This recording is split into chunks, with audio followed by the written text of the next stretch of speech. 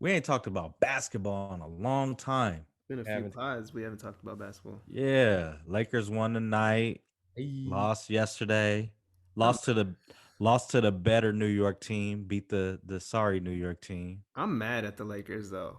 Why? Because like how do you win? How do you beat, which I'm glad they beat the Nets. Great win. And then they come back the next night and then they lose to the Knicks. Like Knicks are they good should be right double. now. I know, but they should beat the Knicks. They should. They should beat They're the good Knicks. right now.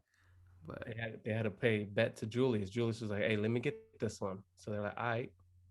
Julius Randle. So I don't know if you heard the story. We'll get back to Kyrie in a second, but um, obviously he's a first time All Star this year. He's playing great. beast.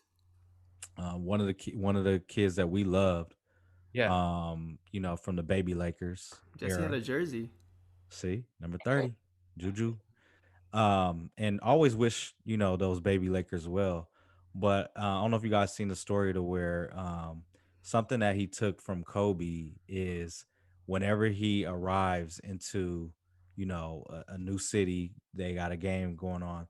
The first thing that he does is put up shots, and so you know he I think they were going to Detroit, and he was able to find a gym that was all night. It was a high school, and the person that let him in the gym was like, "Man, wow, that's really admirable that you're in here putting up shots, trying to get better at your craft.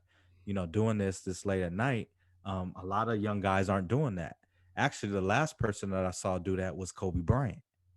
So the fact that Kobe encouraged him to do that whenever he goes into a new city before the game, and that he went and did that, and the person, it's all full circle. The person that let him in the gym said that the last person he knew to do that was Kobe Bryant. Like, that's amazing. And they said Julius said he got chills after that when the dude told him that. And And then he led by example too. So now his whole team The goes whole team, with yeah. this team. Yeah, goes with them. And that's why they out here winning. You got to sacrifice to win. And that's in life, period. Whether it's sports or, you know, and I know career. and I know we're gonna get back to Kyrie, but since you mentioned Kobe, today is his fifth 5 year anniversary of from the last game that he played, Hmm. which was 4/13. Um, do you guys remember we all shared that day because We we were did. together? Mhm. That was amazing, amazing, Yeah, Yeah. man. memorable experience that is etched in my memory.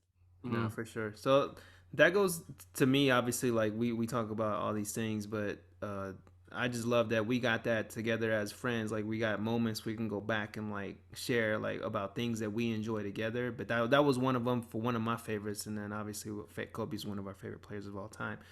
But how he has impacts on like NBA players down to like the fans like us. That like that's how good he was. So that's dope.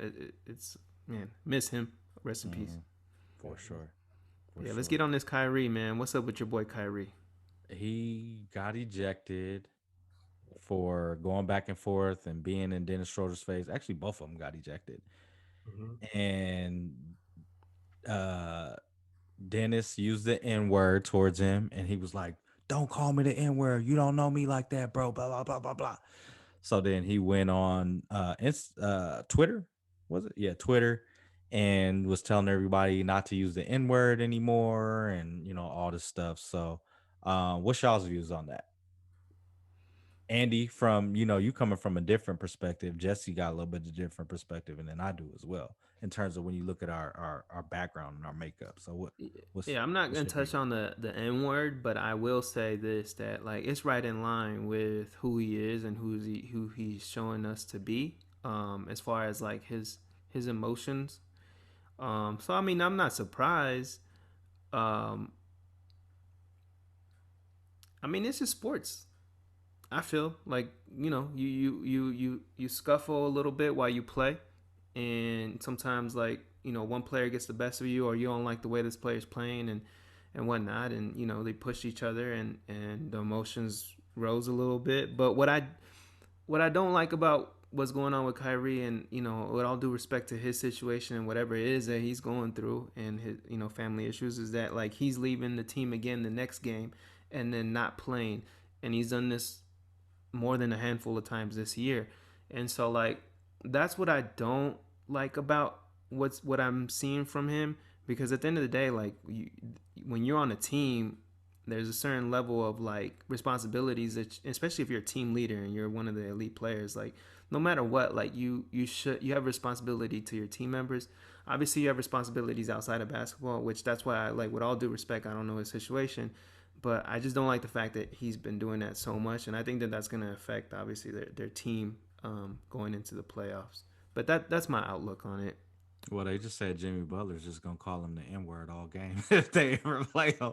So, and he's just gonna lead a game. So, that, like you said, it is gonna affect his team. And when you show your cards, you letting other people into like, all right, this is what bothers him. I'm just gonna do that, and guess Yeah. what? His emotions might rise up again. I don't know.